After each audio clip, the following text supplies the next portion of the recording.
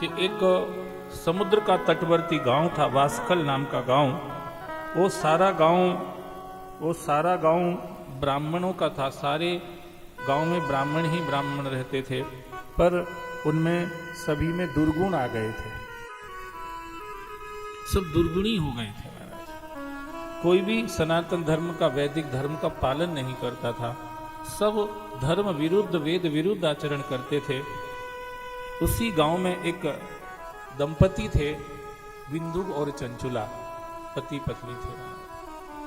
तो इसमें बिंदुक का जीवन तो बिगड़ा हुआ था, पर चंचुला ने जैसे तैसे करके अपने आप को संभाल रखा था और बहुत लंबे समय तक उसने अपने आप को ठीक रखा। पर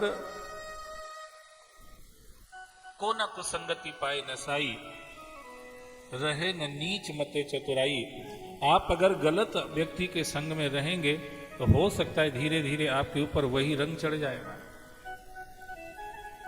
इसलिए संग हमेशा अच्छे आदमी का ही करना चाहिए। बहुत पहले से साधु संत ये हमको समझाते आ ही रहे हैं। तजोरे मन हरि विमुखन को संग, तजोरे मन हरि विमुखन को संग। जिनके संग कुमति उपजत है, परत भजन में भंग। कागह कहा कपूर चुगाए, स्वान नभाए गंग। तजोरे मना हरि विमुखन को संग, तजोरे मना हरि विमुखन को संग। भगवान के विपरीत जिसकी जिंदगी हो, उससे हमको बचना चाहिए। कितना प्रेम राम से करने वाली केकई अगर राम को बन जाने का कारण बनती है, तो उसके पीछे वो कुसंग है जो मंथरा के संग के कारण उसको मिल गया। मंथरा ने केकई की बुद्धि बिगाड़ दी, जो कहती है प्राण से अधिक राम प्रिय मोरे, तिनके तिलक छोप कस्तोरे।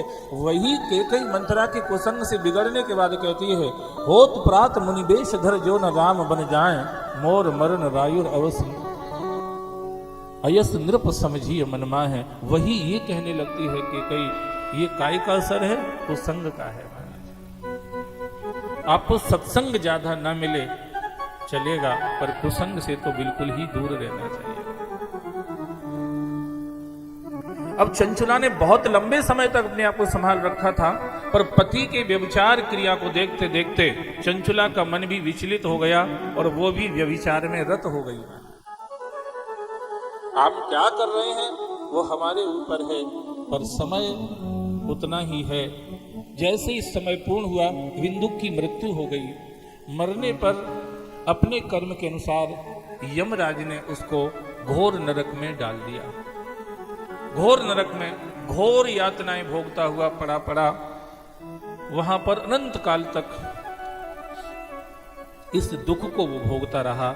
अंत में प्रेत योनि में उसको विंध्याचल पर्वत पर डाल दिया गया। बिंदु इधर चंचुला घर में ही थी, कुकर्म करते करते उसकी जिंदगी निकल रही थी। एक दिन ऐसा योग बना कि गांव के लोगों के साथ वो तीर्थ में चली गई। महाराज तीर्थ में चली, सब लोग जा रहे तो अपन भी चले चलते।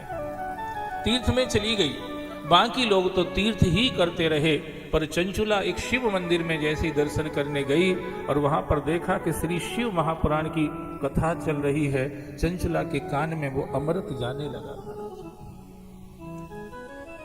जैसे ही वो कथा सुनने लगी, किस कर्म का किस तरह से फल जीव को भोगना पड़ता है, उस समय वही कथा चल रही थी।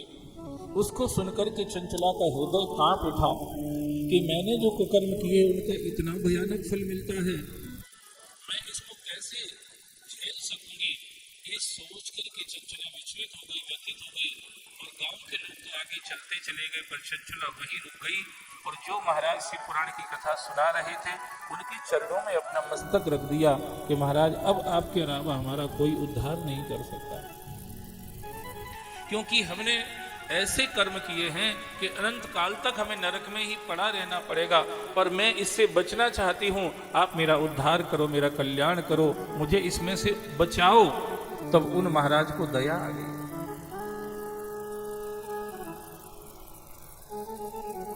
और कहा, चंचला अब तेरे मन में जो पश्चाताप आ रहा है ना कर्म के लिए, अंतःकरण को शुद्ध करने का इससे अच्छा कोई साधन नहीं है। आदमी कर्म करता रहता है पर वो उस पर कभी विचार नहीं करता है कि मैं क्या कर रहा हूं और इसका परिणाम क्या आएगा, वो इस पर कभी ध्यान नहीं देता है। इसीलिए तीर्थ में जाने पर भी, मंदिर में जाने पर भी, कभी कभी सीताराम गाने पर भी, कभी कभी राधे श्याम नमः शिवाय गाने पर भी उसका चित्त शुद्ध नहीं होता, वो वैसा ही का वैसा बना रहता है, क्योंकि वो कभी आत्मविश्लेषण नहीं करता, सेल्फ एनालिसिस की प्रोसेस में नहीं जब तक जीव जाएगा तब तक उसके अंदर ठीक होने की शुरुआत नहीं हो सकती। कथा सुनते सुनते भगवान का नाम लेते लेते आपको भगवान का धाम मिलेगा, वहां जो सुख मिलेगा, अगर उससे भी श्रेष्ठ सुख आप पाना चाहते हो तो यहीं पर पहले आप आत्मविश्लेषण करते रहिए, अपने आप को ठीक करते रहिए, और जिस दिन आपका अंतःकरण शुद्ध होगा, मैं आपको ये व्यासपीठ से कह सकता हूँ, वैकुंठ में भी वो सुख नहीं है, शंकर जी के लोक में भी वो सुख नहीं है, किसी अन्य देव स्वर्ग इत्यादि लोक में भी वो सुख नहीं है जो सुख सत्संग में है। राम बुलावा भेजिया और दिया कबीरा रोए, राम बुलावा भेजिया दिया कबीरा रोए, जो सुख संगति साधु की सो बैकुंठ न हो, तात स्वर्ग अपवर्ग सुख। ये दोहा सबको याद रहता है क्योंकि सुंदर कांड का है। तात स्वर्ग अपवर्ग सुख धरिय तुला एक अंग, तूल न ताहे सकल मिल, जो सुख लो सत्संग, तुलायामी लवे न अति, न स्वर्गम न अपुनर्भवम, भगवत संग संगस्य मर्त्या नाम किमतासि सहा। भगवान के भजन में जो सुख है ना वो वैकुंठ में भी, इसलिए माला इसके लिए मत फेरा करो कि हम वैकुंठ में चले जाएं, वैकुंठ में चले जाएं इसके लिए माला मत फेरना, माला इसके लिए फेरा करो कि हम सत्संग में चले जाएं, हमें सत्संग मिलता रहे, हमें भजन मिलता रहे, हमें साधु पुरुषों की संगति में बैठने का सौभाग्य प्राप्त होता रहे, इसके लिए माला किया करो, इसके लिए पुण्य किया करो, इसके लिए तीर्थ किया करो, इसके लिए व्रत किया करो। आप समझ सकते हैं, ज्यादातर लोग वैकुंठ के लिए सब करते हैं। हमने भी जब शुरू करा था तो हम भी यही सोचते थे वैकुंठ में चले जाएंगे, आज झंझट करता, वैकुंठ मिल जाएगा, भजन करेंगे तो वैकुंठ। पर अब धीरे धीरे ये समझ में आने लगा कि यार वैकुंठ में भी ज्यादा दम, इसलिए जब उधर दम ही नहीं है तो कदम काहे को बढ़ाए भाई।